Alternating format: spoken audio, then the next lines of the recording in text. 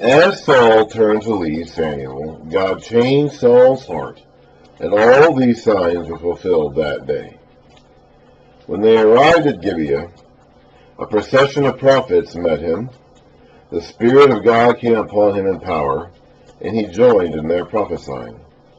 When all those who had formerly known him saw him prophesying with the prophets, they asked each other, "What is this that has happened to the son of Kish? Is Saul also among the prophets?" I don't know exactly what this means. Apparently, the Spirit of God has really seized control of him and is causing him to do something. Whether he's singing and dancing or speaking or shouting, I'm not really sure.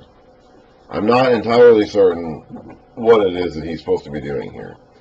But whatever it is, it's so clearly out of character and so clearly not something that he would normally do that everybody who sees him, who already knows him, knows that something strange has happened. A man who lived there answered, "And who is their father?" So it became a saying, "Is Saul also among the prophets?" After Saul stopped prophesying, he went to the high place. Now Saul's uncle asked him and his servant, "Where have you been?" "Looking for the donkeys," he said. "But when we saw they were not to be found, we went to Samuel." Saul's uncle said, "Tell me what Samuel said to you." So the uncle seems to know that something has happened here. Saul replied, "He assured us that the donkeys had been found." But he did not tell his uncle what Samuel had said about the kingship. The uncle seems to know who Samuel is. These names. Saul did not seem to know who Samuel was. He did not know that Samuel was the man of God in this town that they were going to or nearing. He did not recognize him when he saw him. He asked him to his face where the man of God was, and Samuel said, I am the seer."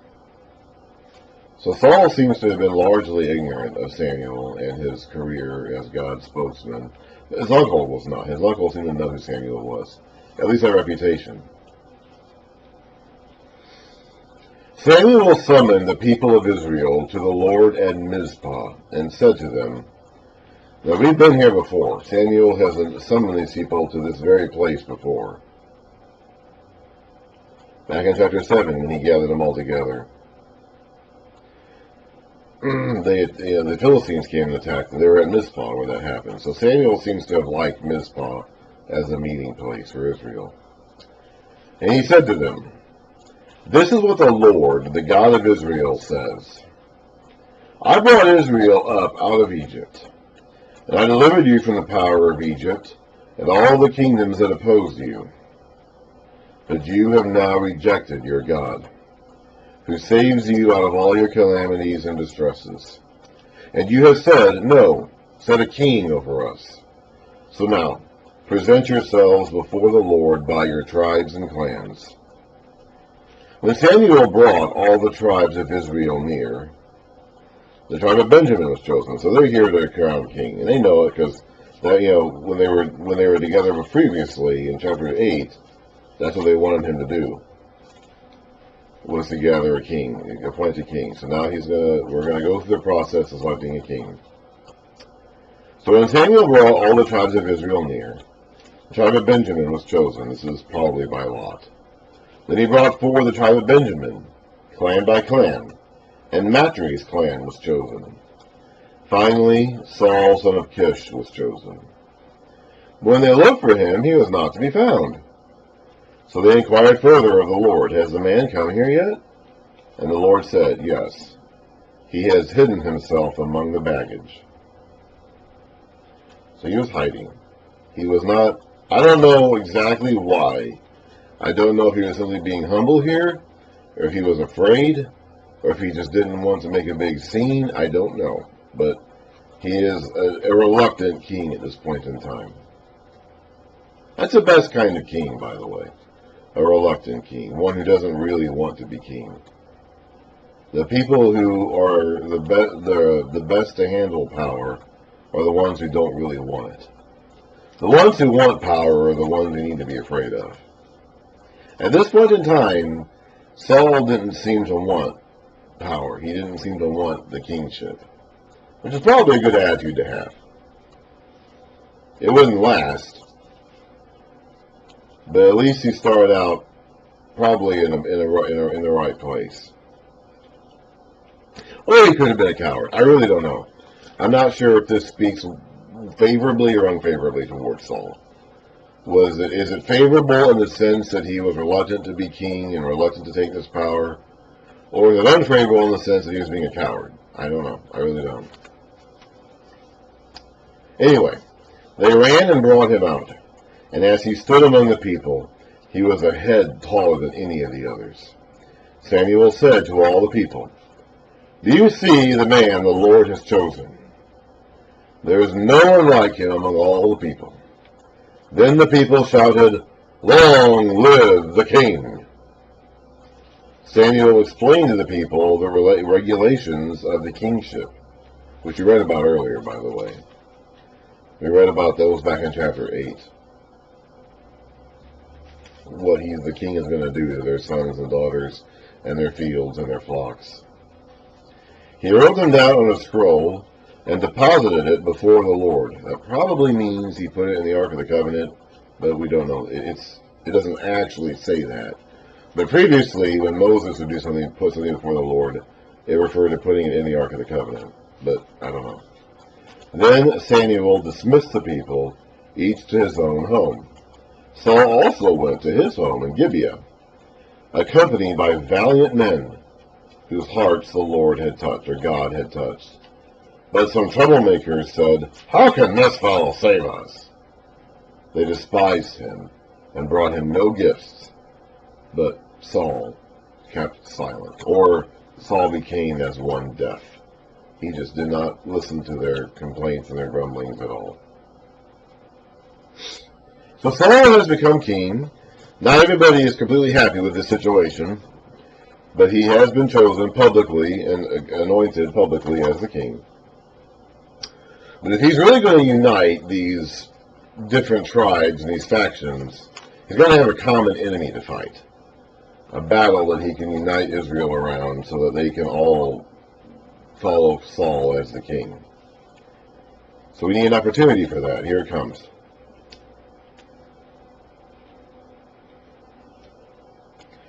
Nahash the Ammonite went up and besieged Jabesh Gilead. And all the men of Jabesh said to him, "Make a treaty with us, and we will be subject to you." Now, if you, it's not written here as a footnote in this particular copy of the Bible, but some copies of our Old Testament texts have an extra line in there explaining that this dude, Nahash the Ammonite, had been bothering them for some time. This is on the other side of the Jordan. This is the east side of the Jordan. So this is Reuben, Gad, and the half tribe of Manasseh on the east side of the Jordan, where Jephthah had his deal with the Ammonites back 100 or so years earlier. So the Ammonites are resurgent now again. And there's an extra piece of information in some of the copies of the Old Testament that says that this guy had been going around and gouging out the right eyes of everybody in this area.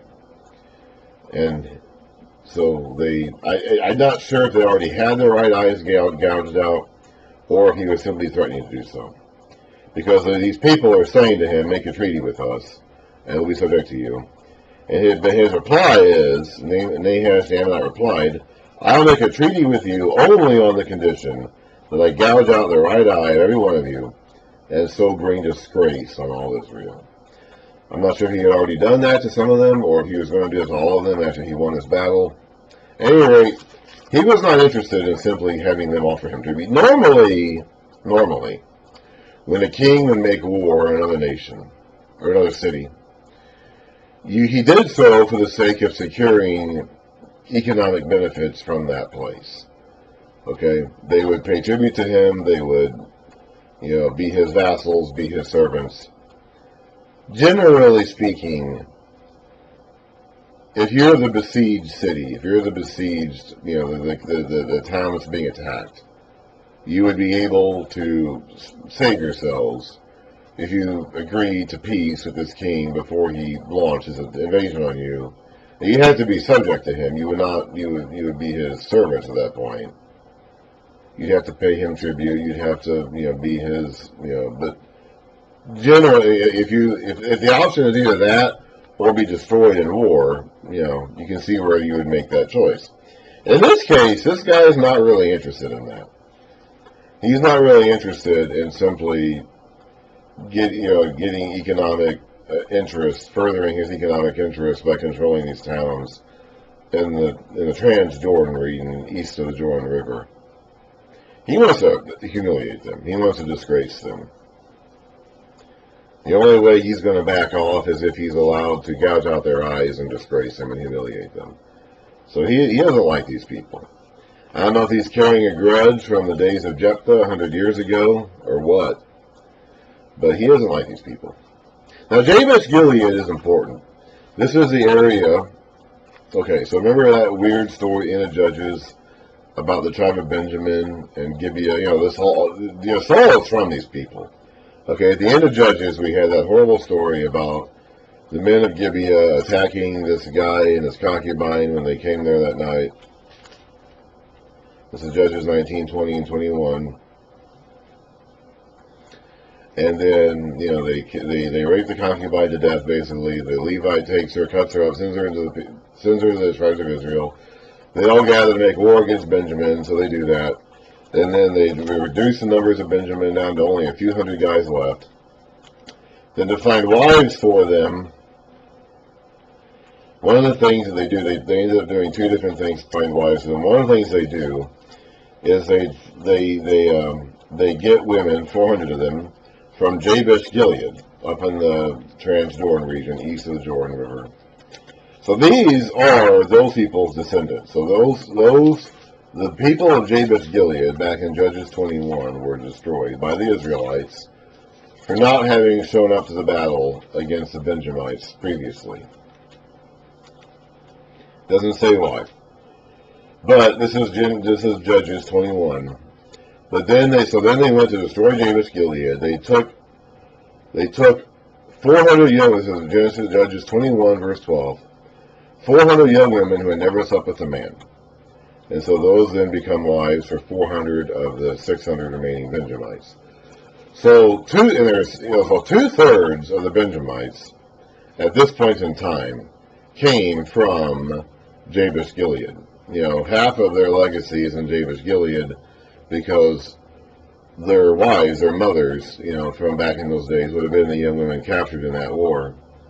So there are strong ties between the tribe of Benjamin, which Saul is a member of, and Jabesh Gilead. Saul himself may very well have been. There's a two-thirds possibility that he was a descendant of a Benjamite who had a wife from Jabesh Gilead. So these are Saul's people. These are his family members. This is the Benjamite's extended family here in Jabesh Gilead.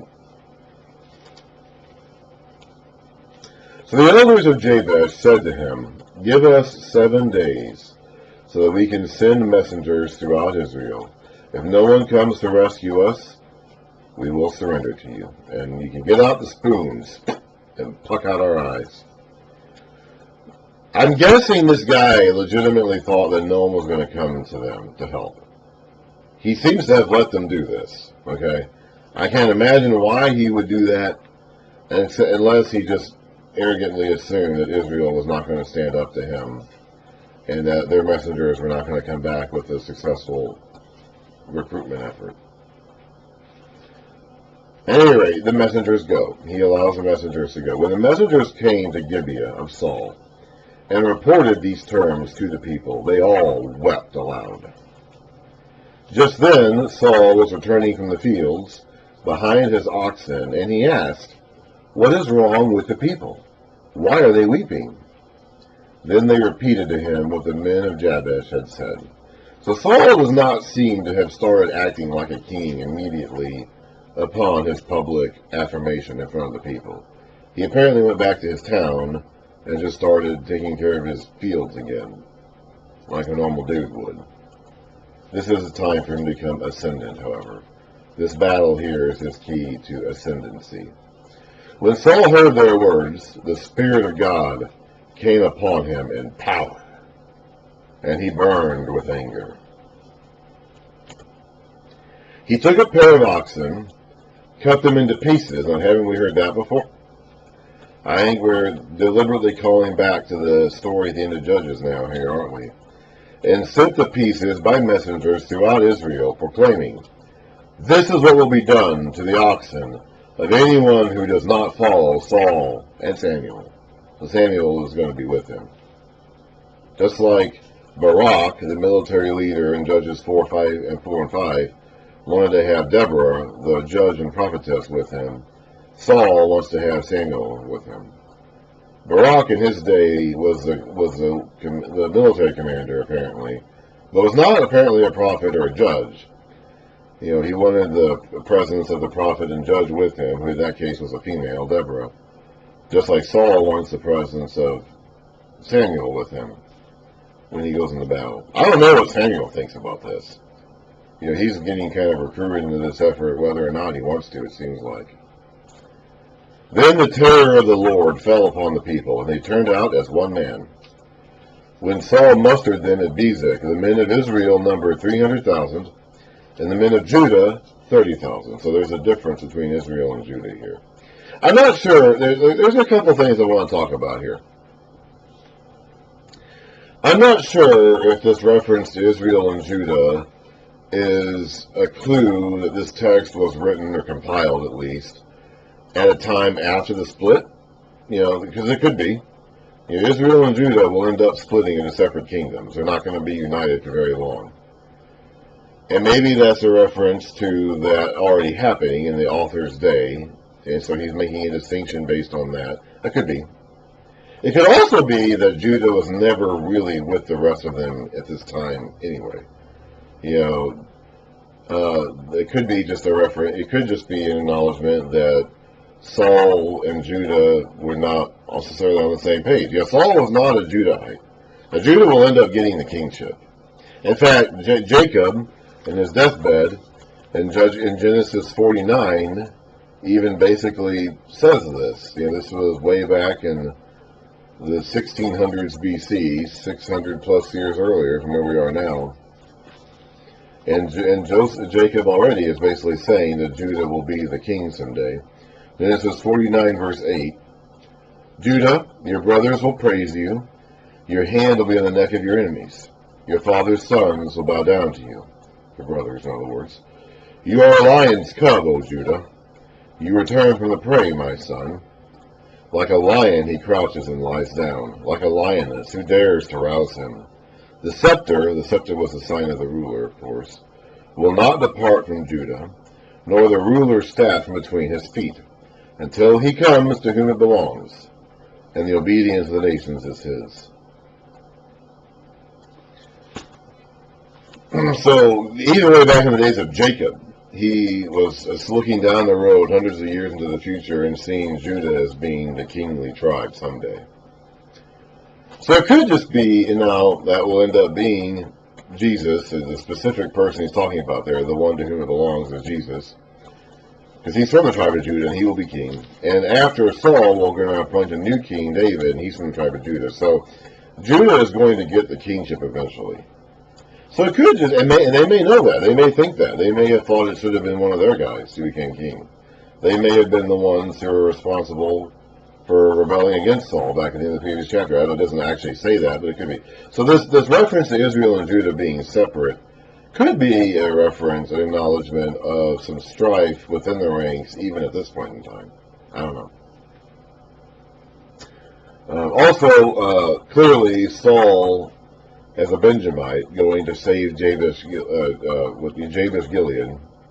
a Benjamite from Gibeah, going to save Jabesh Gilead, he is clearly referencing the events that we read about at the end of Judges, where the Benjamites of Gibeah did this horrible thing, and they fought against them. You know, the Levite priest, whose wife was raped, he cut her into pieces and sent her out. And then they marshaled the forces together to fight against Benjamin, or Gibeah. They ended up fighting against the entire tribe of Benjamin. So Saul knows about all that, and he is clearly leaning into all of that to make his point to the other tribes that they need to come and help out now. I also don't know if the Spirit of God is leading him to do that. It says the Spirit of God came upon him in power, back in verse 6, but I'm not sure if the Spirit of God is leading him to take these actions of cutting up the oxen. That just may be his own thing he's doing. I don't know. He's mentioning Samuel here, even though Samuel's not around. So maybe he's just taking initiative on his own here. They told the messengers who had come, "Say to the men of Jabesh Gilead, by the time the sun is hot tomorrow, so noon, midday, you will be delivered." When the messengers went and reported this to the men of Jabesh, they were elated. They said to the Ammonites, "Tomorrow we will surrender to you, and you can do to us whatever seems good to you, or what is right in your eyes. You can tear out our eyes if it's right in your eyes." However, of course, they don't plan on doing that, obviously. The next day, Saul separated his men into 3 divisions. During the last watch of the night, they broke into the camp of the Ammonites and slaughtered them until the heat of the day. Those who survived were scattered, so that no 2 of them were left together. The people then said to Samuel, so Samuel apparently was present for this. I don't know if he was present for Saul's initial response, but Saul seemed to take it for granted that Samuel was going to come, and apparently he did. I don't know. The people then said to Samuel, "Who was it that asked, 'Shall Saul reign over us? Bring these men to us so we can put them to death.'" But Saul said, so Samuel was the one asked, but Saul was the one giving the answer. "No one shall be put to death today, for this day the Lord has rescued Israel."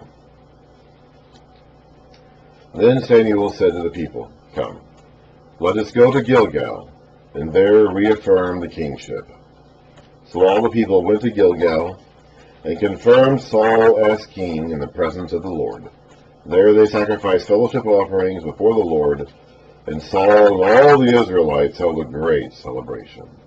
Gilgal was their base of operations when they came into the land in the days of Joshua, and used that as a base where they were going on taking the territory. So I don't think Samuel just randomly picked that first thing that came to mind. I believe that that was a deliberate choice of location for him.